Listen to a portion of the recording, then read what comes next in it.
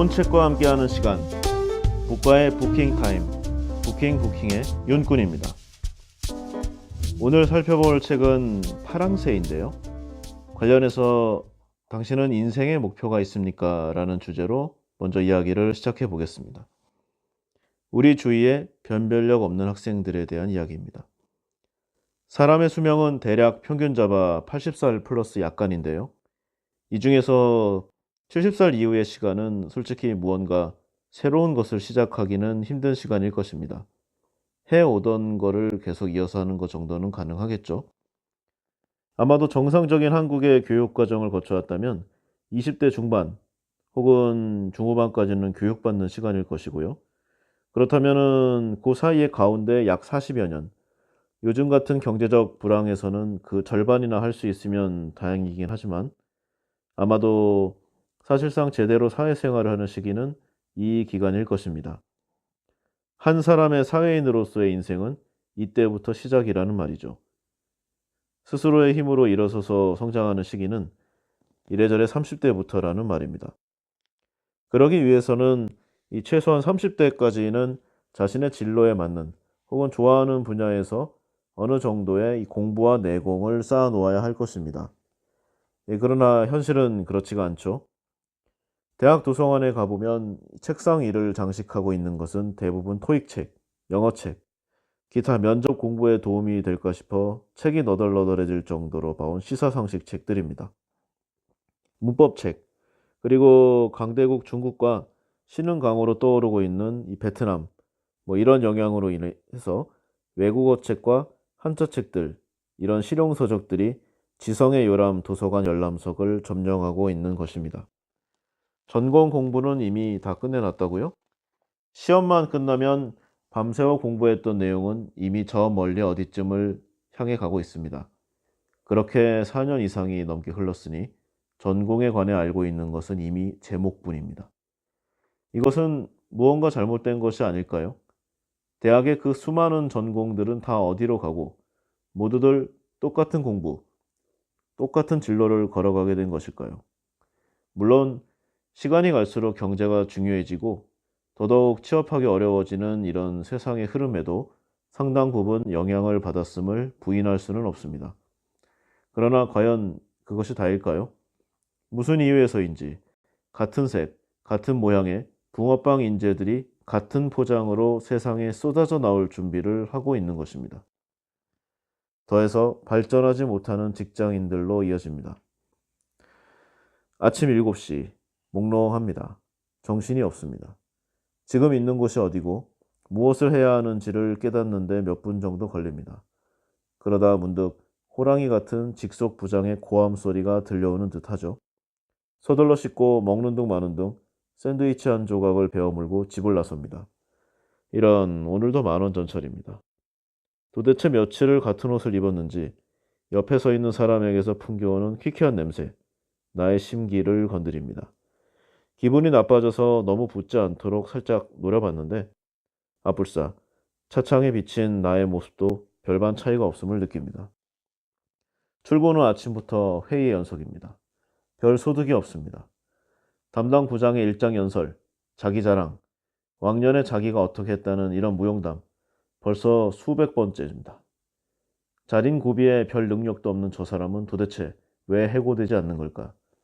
희망이 안 보여서 다른 부서로 정근 신청을 하려 했는데 그 부서의 내 동기인 이 과장이 자기네 부장 때문에 못 살겠다고 하며 우리 부서로 정근 신청을 했다는 인사팀의 얘기를 듣고 이 회사에 회의가 들기 시작했습니다.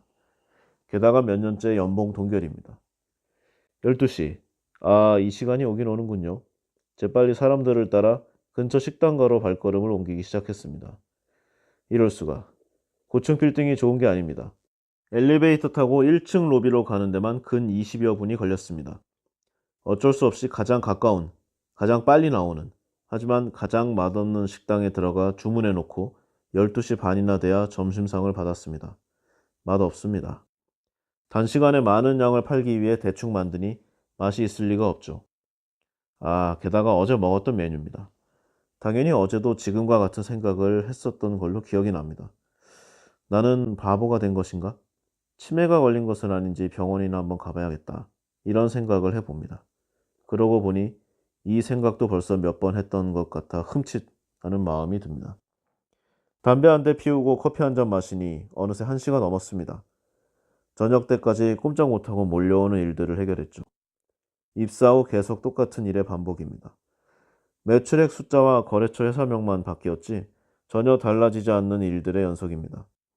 그래도 나름 내가 하는 일에 존재감과 보람을 느끼고 있었는데 지난 여름 내 휴가 기간 동안 새로 들어온 인턴 직원이 내 일을 완벽하게 대신했다는 얘기를 듣고 멍했던 기억이 떠오릅니다.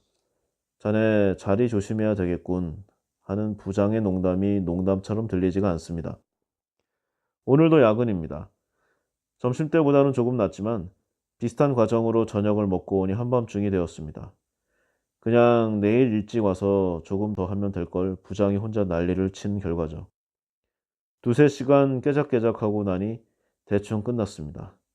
아침에 맑은 정신으로 거래처와 제대로 회의하며 했으면 30분이면 끝날 일이었습니다. 집에서 연락과 문자가 10통이 넘게 와 있네요. 육아와 집안일을 몽땅 떠맡긴 듯하여 너무 미안합니다. 아닙니다. 나도 사람 사는 게 아닌 건 마찬가지니 미안할 건 없다는 자기 위안의 시간을 가져봅니다. 그러다 문득 전화기를 체크해 봤는데 일주일 전쯤 애기 돌이라는 친구놈 전화를 빼고 나니 아무것도 없습니다. 내가 알고 있었던 내 수많은 지인들은 다 어디로 간 것일까요? 나와 같이 밤새워 술 마시면서 시국을 토론하고 이 사회 부조리를 비판했던 수많았던 그 뜨거운 영혼들은 다 어디로 간 것입니까? 나는 지금 과연 무엇을 하고 살고 있는 것일까요? 이런저런 생각을 하며 또다시 만원 지하철에 시달리며 집에 오니 12시가 넘었습니다. 이게 사는 건가 하는 생각과 함께 이번 달에 시작하기로 한 중국어 공부는 이미 내년으로 미뤄졌습니다. 씻지도 못하고 잠에 빠져들기 시작합니다. 이상의 이야기는 다소 극화한 측면이 있는 오늘날 대한민국 샐러리맨의 일상입니다. 제 자신이 직장 생활을 해보았고 현재도 컨설팅과 여러 사업 등을 병행하고 있지만 아마도 업무의 질을 떠나 업무의 양적으로 보면 일생에서 가장 열심히 살았던 때가 아닌가 합니다. 그러나 결론적으로 말해서 사회생활을 시작한 후 가장 적은 돈을 벌었고 가장 건강이 안 좋았으며 가장 적은 문화생활과 취미생활을 했던 매우 우울한 시기라 말할 수 있을 것입니다. 자, 상황은 조금 다르지만 우리나라 대부분의 샐러리맨과 비슷한 인생살이입니다. 좋은가요? 행복합니까? 좋은 회사에 취직했다면 분명 축하받아 마땅한 일입니다. 성인이 되어 자신의 힘으로 돈을 번다는 것. 그것만큼 기쁘면서 동시에 쓰라린 고통을 경험할 수 있는 일은 없을 것이니까요. 성숙한 사회 구성원, 성인의 길로 접어든다는 것, 인생의 선후배이자 동지로서 칭찬해주지 않을 수 없습니다. 그러나 현실은 냉혹합니다. 회사는 당신에게 주는 돈 이상을 뽑기 위해서 인정사정 보지 않습니다. 그나마 많은 돈을 주지도 않습니다. 아니, 그 전에 이러한 인생을 살 수 있는 것 자체가 쉽지 않은 게 요즘 세상입니다. 매년 변별력 없는 비슷한 인재들이 쏟아져 나오고 있고 불경기의 기업들은 계속 사람 수를 줄이고 있습니다. 자동화되고 표준화 모듈화되는 일들이라서 현직에 있는 이런 임원들과 차부장을 구조조정하고 그 아래 직급을 채용하면 그것 자체로 남는 정사입니다. 궁극적으로는 빅데이터에 기반을 둔 알고리즘으로 대체하는 것도 가능합니다. 업종에 따라서는 벌써 컴퓨터 알고리즘이 본인의 상사 역할을 하는 직업도 있습니다. 바야흐로 직업의 위기이며 사람이 필요 없는 세상이 다가오고 있는 것입니다. 이러한 상황에 과연 우리는 꿈과 이상을 펼칠 수 있을 것인가? 아니, 그 이전에 과연 우리는 꿈을 꿀 수나 있는 것인가? 살아남는 것이 화두인 인생의 서바이벌 전쟁에서 하루하루가 고통의 연속입니다. 인생살이가 바뀌지 않습니다. 대학 혹은 그 이상까지의 이 긴 취업 여정과 스펙 업그레이드, 고단한 과정을 이겨내고 취직에 성공하여 사회생활하고 있는 우리들. 그러나 진정한 고생은 이제부터임을 우리 모두 잘 알고 있습니다. 현재 대한민국의 중소기업 이상에서는 일반적으로 사원에서 대리 과장과 차부장을 거쳐 임원으로 가는 진급 시스템을 시행하고 있습니다. 기업에 따라서 연공서열 파괴나 연차 수만 달리하는 동일 직급 호칭 등이 시행되고 있는 곳이 있지만 아직 그 수는 미미합니다.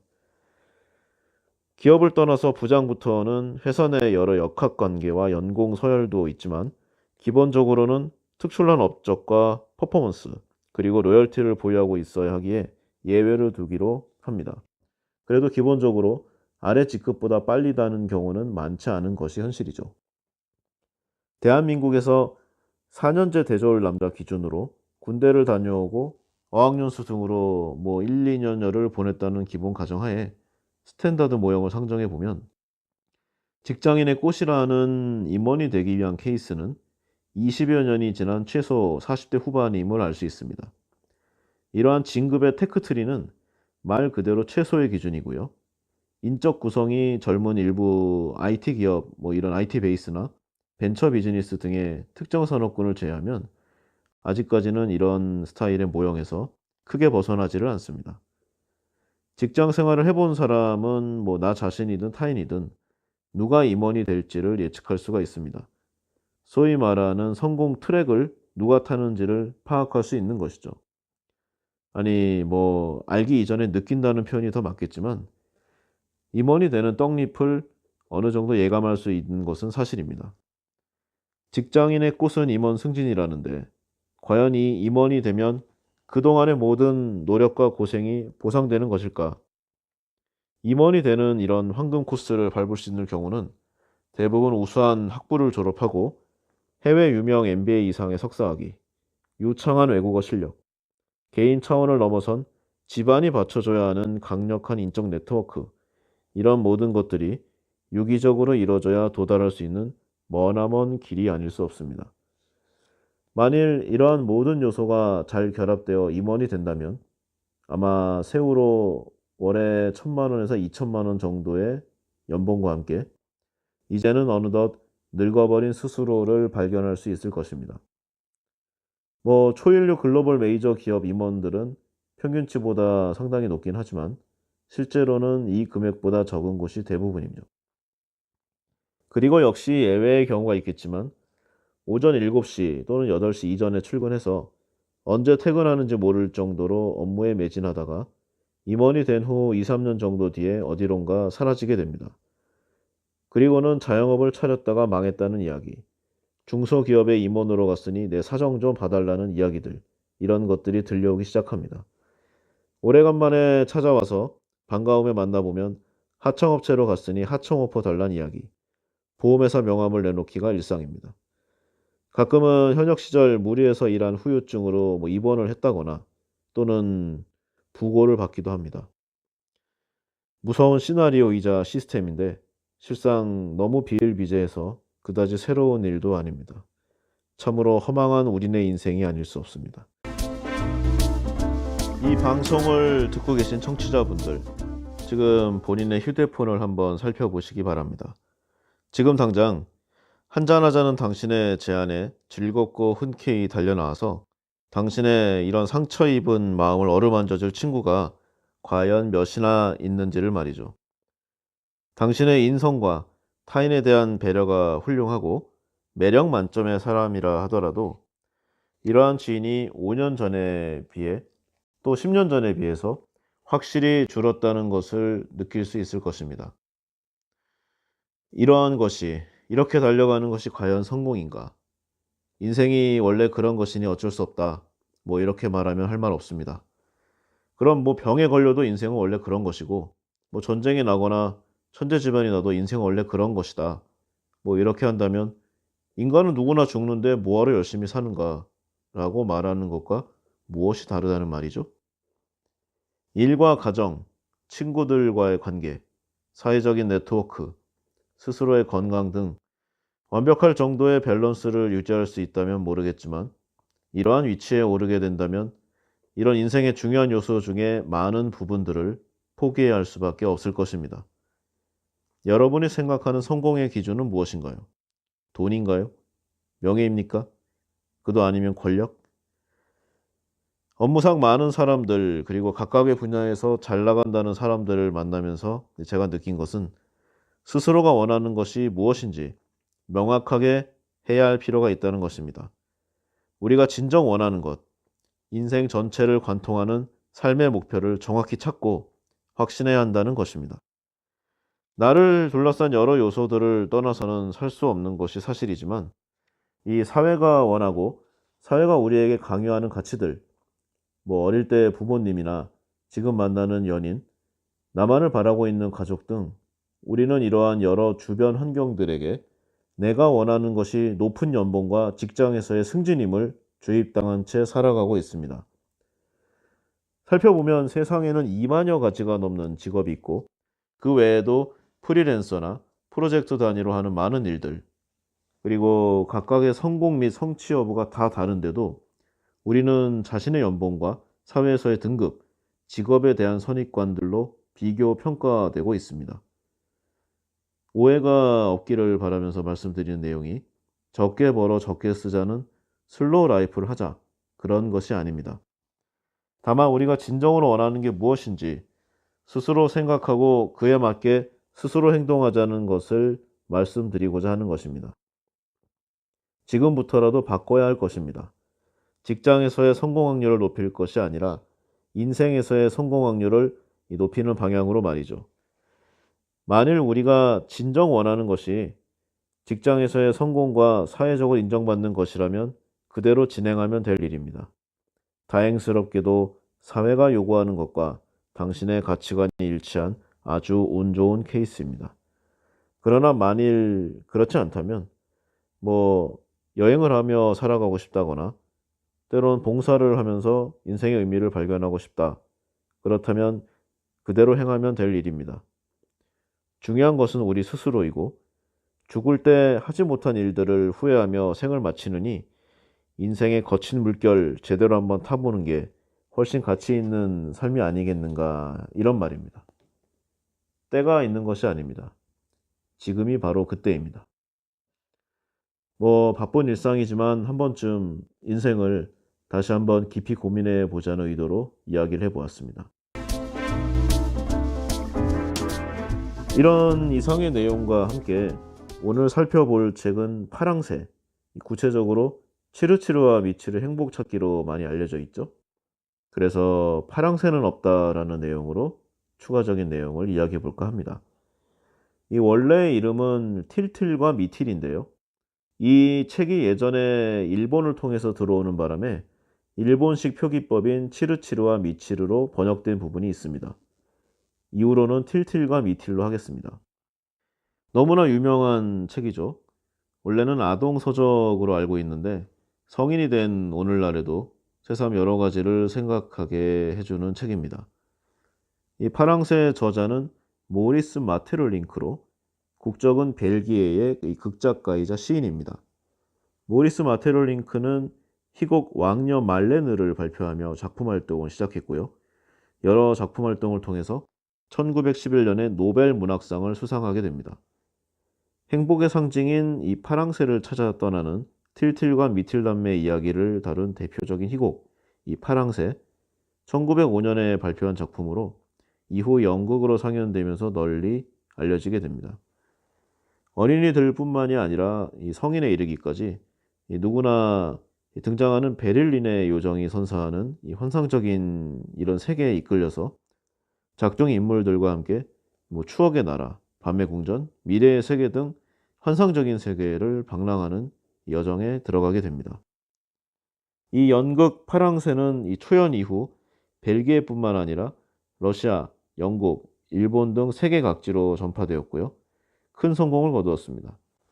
오늘날까지도 뭐 이 이야기를 모르는 사람들이 없을 정도로 파랑새에 어려 있는 문학성은 세계적으로 그 우수성과 유명세를 더해가고 있다 하겠습니다.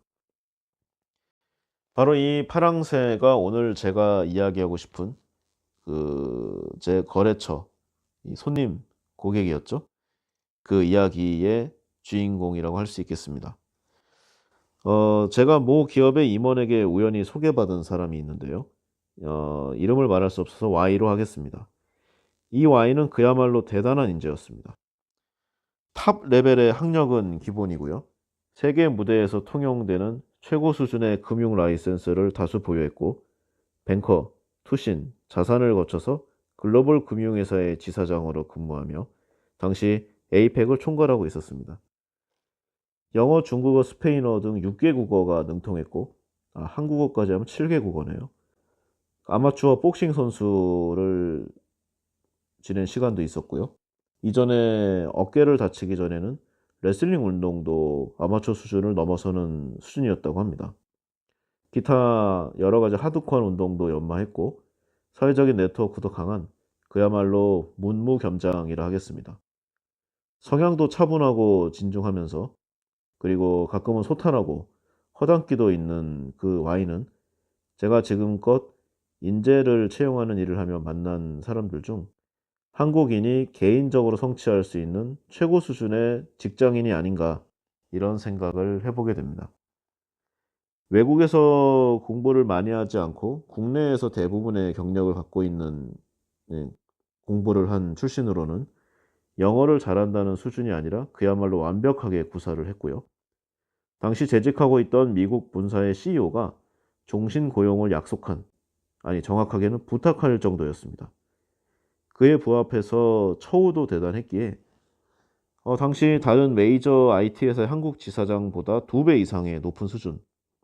아, 외국계 연봉 자체가 높은데 거기에 더블이었습니다. 대단합니다.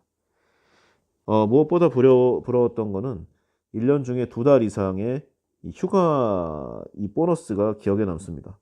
총 쉬는 일수가 아니라 한 번에 연달아 쉬는 기간만 2달이 주어진다는 말이죠. 기타로 부여받고 있는 각종 복리 혜택을 소개하는 것만으로도 책으로 치면 한 페이지가 넘어갈 것 같습니다.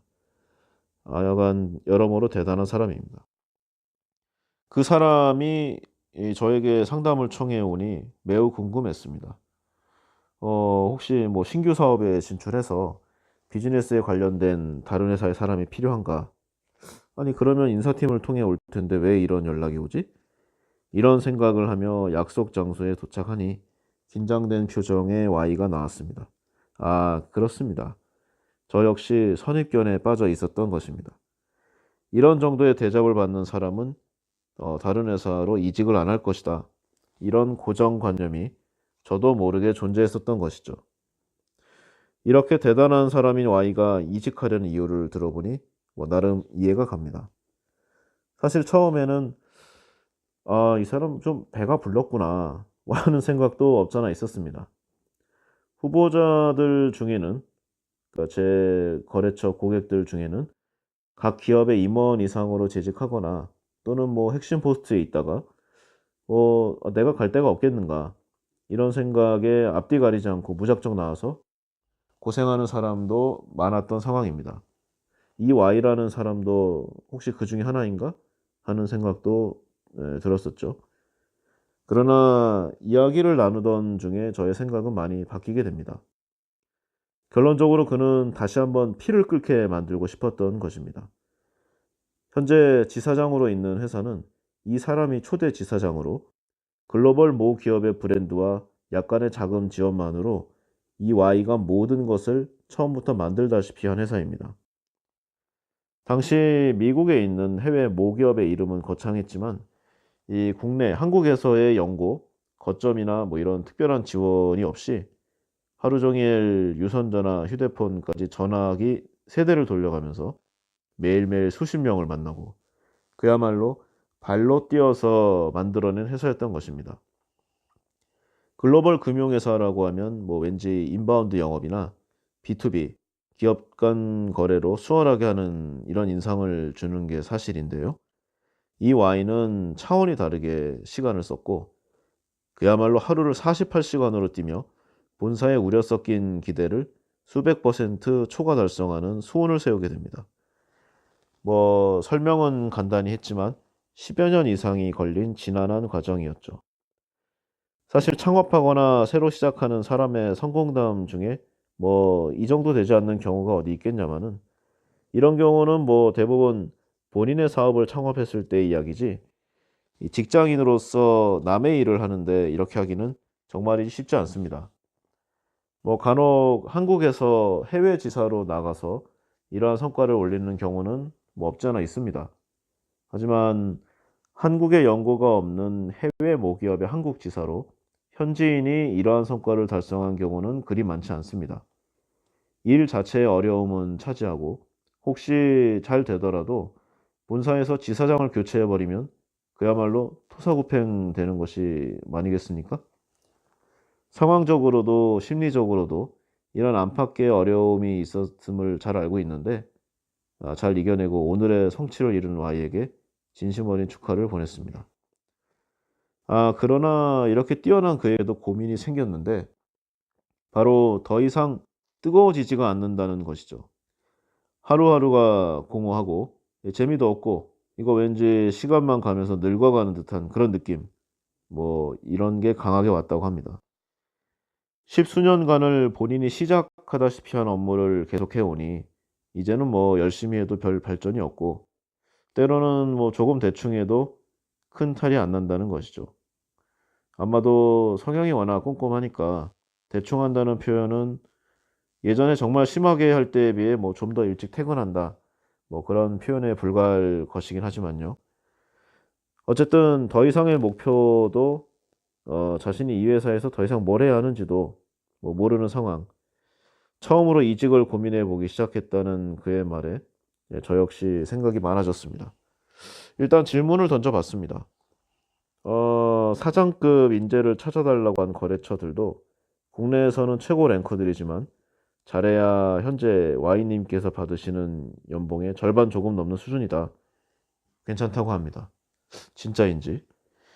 그리고 이직한다고 일이 재미있으리라는 보장이 없습니다. 괜히 업무 시간만 늦어지고 금방 후회할 수도 있습니다. 그럴 경우는 어떻게 하시겠냐라고 하니 본인이 명색이 지사장이다.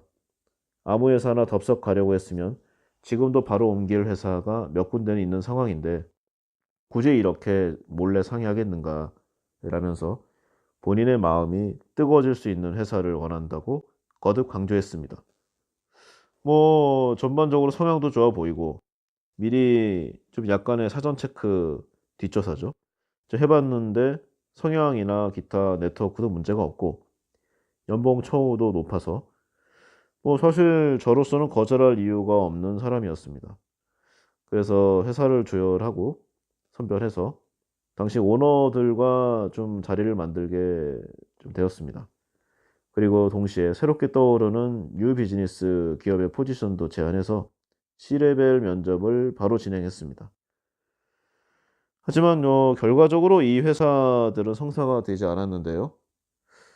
이 후보자가 가장 필요로 하던 때를 이미 한참이나 지난 때였기 때문입니다. 즉, 이 Y가 이 회사들에서 가장 필요한 때가 한 1-2년 전이었는데 이미 그 시기가 지났고 C레벨 이하의 일반 포지션들은 급이 맞지가 않은 뭐 그런 상황이었죠. 저는 사실 이 회사들을 제외하고는 Y가 갈 곳이 없다고 봤고 또 함부로 옮겨서도 안 된다고 생각했습니다. 먼저 그 Y는 이름만 대면 비즈니스에 별 관심이 없는 사람들도 바로 아는 글로벌 회사의 책임자였고요. 그 회사는 업의 성격상 매출액보다 수십 배의 영향력을 보유하는 기업이었습니다. 이게 회사 이름을 얘기하면 내용이 빠른데요. 이 부분을 제외하고 이야기하니 자꾸 내용이 길어집니다. 하여간 만약 이 후보자가 이직을 하게 되면 Y가 있던 지사장 겸 아펙 총괄 헤드 자리는 아마도 중국으로 예상되는 다른 국적의 인물에게 넘어가게 되는 상황이었습니다.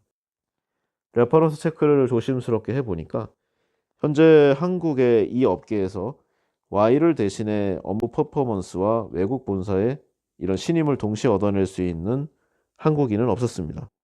즉 국익의 손실이란 내용이죠. 이거 무슨 개별 기업 인사에 국익까지 운운하냐 하겠지만 이 회사의 포지션은 실제로 그러했습니다. 또 어딘가로 이직을 한다고 해도 가슴이 뜨거워질 만한 일이 이 대한민국 땅에 과연 몇이나 있을지 솔직히 잘 모르겠더군요. 뭐 개인 성향도 있는 것이고 아예 밑바닥에서 창업하는 거라면 혹시 모르겠지만 뭐 현재 그런 상황도 아니고요. 또한 어느 기업에 가도 그 회사의 조직 문화와 룰이라는 게 있기 마련입니다. 한 조직의 리더로 있다가 다른 조직의 조직원으로 가는 것은 상당히 힘들고요. 큰 리스크를 담보하는 일이 아닐 수 없습니다. 특별한 일이 없다면 열의 아홉은 비추이고 또한 리더, CEO로 재직했다면 최소한 C레벨로 가야 하는 게 맞습니다. 가슴 뜨거운 일을 찾는다고요? 잘못하다간 가슴에 열만 받을 수도 있습니다. 그리고 처우 부분도 그러하죠. 본인은 일만 재미있다면 급여는 상관없다고 했지만 그것도 어느 정도 것입니다. 물론 스톡옵션 등으로 만회하는 방법이 있겠지만 현재의 소득을 대폭 포기하고 후일 좋은 성과로 스톡옵션을 확보해 봐야 잘해야 현재 수준입니다. 이러한 불확실한 미래 소득을 위해서 옮길 수는 없는 일이죠. 기타 이런저런 내용으로 첫 번째, 두 번째 면접 후에 미련을 버리기를 권했지만 Y는 받아들이지 않았습니다. 의지가 강한 사람이 한번 마음을 먹으니까 역시 강하더군요. 본인도 바쁠 텐데 이틀에 한 번꼴로 전화 와서 한두 시간 통화는 기본이었습니다. 홧김에 아무데나 확 팔아버릴까 하는 생각도 해봤습니다만 채용시장도 엄연한 수요 공급의 비즈니스이기에 사실 가격을 좀 저렴하게 해서 시장에 내놓으면 데려갈 곳은 많죠. 워낙 훌륭한 사람이니까. 하지만 그럴 수는 없는 일이고요. 하여간 차일피일 시간을 끌면서 이 Y의 이는 이직의 마음을 좀 누그러뜨리는데 공을 들였습니다. 혹시 다른 곳에서 오퍼가 들어오거나 본인이 섣부를 이런 결정을 하겠다 싶으면 개인적으로 아는 회사의 이런 CEO들과 미팅을 잡아서 채용과 별개로 좀 면접을 빙자해서 속에 담아둔 말들을 풀 수 있게 했습니다. 그리고 역시 개인적으로 아는 각종 스타트업의 인물들과 이런저런 방식으로 교류할 수 있게 중개해 보았습니다. 젊은 친구들과 진행하면 일단 결과를 떠나서 재미가 있으니까요. 이러한 방식으로 일이 1년 이상 진행되자, 아니 정확히는 진행이 안 된 거죠. Y는 이제 이직의 의향이 많이 사라지게 된 듯 이렇게 보입니다. 원래 저 같은 채용을 하는 사람들은 성사를 시켜야 함에도 이 후보자의 경우는 옮겨서는 안 된다고 판단한 정말이지 흔치 않은 케이스였습니다. 현재 Y는 직장과 학업을 병행해서 새로운 공부를 하는 것으로 방향을 틀었다고 합니다. 종목을 물어보니 세상에 많은 것들이 모바일화되고 있기에 프로그래밍 공부를 새롭게 시작했고 이를 금융에 적용시켜 보기로 결정한 모양입니다. 좋은 결과 있기를 진심으로 기원합니다. 바야흐로 세상이 빠르게 변하고 점점 따라가기 어려운 시대입니다. 왠지 내가 하는 분야는 재미가 없고 힘들며 뭔가 비전이 보이지 않습니다. 다른 분야를 하면 왠지 잘할 것 같은 기분도 듭니다. 그러나 다시 생각해보면 내가 가고 싶은 이 자리도 누군가가 이직해서 빠져나간 자리이고 내가 빠져 생긴 이 자리 업무를 하기 위해서 역시 다른 이들이 이력서를 들이밉니다. 우리가 잘 알고 있는 동화극 파랑새의 주인공 틸틸과 미틸은 행복을 찾아 여러 번의 여행을 떠나게 됩니다. 동화 속의 여러 나라로 고단한 여정을 거쳐 파랑새를 가져오지만 고생 끝에 본인들의 집에 오면 파랑새는 이내 죽어버리고 맙니다. 책 속에 나오는 각각의 여러 나라가 상징하는 과거, 환상과 망각, 물질적인 부분과 미래 등등 현재를 떠나 다른 곳에서 행복을 찾을 수 없음을 간접적으로 표현하고 있는 것이죠. 행복만을 쫓는 이상 행복을 가질 수 없는 게 현실입니다. 우리는 아마도 현재 소유하고 있지 않은 것만을 희망하는 것인지도 모릅니다. 그러나 행복은 이미 가지고 있는 것이지 새로운 어떤 것을 얻는다고 새롭게 생기는 것이 아니지 않을까 합니다. 이미 가지고 있음을 인식하고 깨닫는 것도 현재의 나의 환경과 주위에 있는 것들의 소중함을 확인하는 중요한 일이 아닐 수 없을 것입니다. 책 속에 틸틸과 미틸의 파랑새는 결국 어디론가 날아가 버리고 마는데요. 그래도 그들은 예전에 비해서 많이 행복합니다. 여러 여정과 고난을 통해 그들이 찾던 파랑새는 이미 그들의 가슴 속에 존재하기 때문이죠. 무엇을 바꾸기를, 자신의 환경을 변화시키기를 결정지은 사람에게는 다른 사람은 모르는 자신만의 고민과 아픔들이 있을 것입니다. 이러한 Y의 경우와 같은 이직도 그러하지요. 그러나 이렇게 직장을 바꾸는 이직을 최종 결정하기 전에 자신이 가지고 있는 능력과 무기, 처한 환경, 득과 실을 철저히 검증해 보기 바랍니다. 환경을 바꾼다고, 직장을 바꾼다고 상황이 해결되지 않을 수도 있으며 때에 따라서는 더욱 악화될 수도 있기 때문입니다. 그럼에도 불구하고 이직의 결정을 최종적으로 확정했다면 채용 전문가로서 말씀드리고 싶습니다. 대단히 감사합니다. 라고 말이죠. 저의 고객이 되셨습니다. 이상과 같은 내용으로 우리네 삶의 과정, 오늘날의 현실, 그리고 이를 타파하고자 이직 시장을 살펴보는 여러 케이스들을 이야기해 봤습니다. 어떠신가요? 여러분이 현재 처한 상황과 공감되는 부분이 있으신지요? 자기 스스로가 가장 원하는 것이 무엇인가?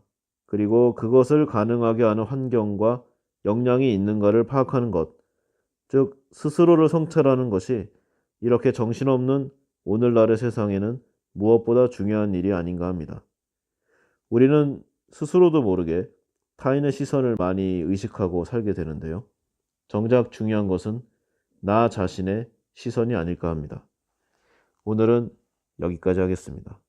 좋아요와 구독 버튼 꼭 눌러주시기를 부탁드립니다. 감사합니다.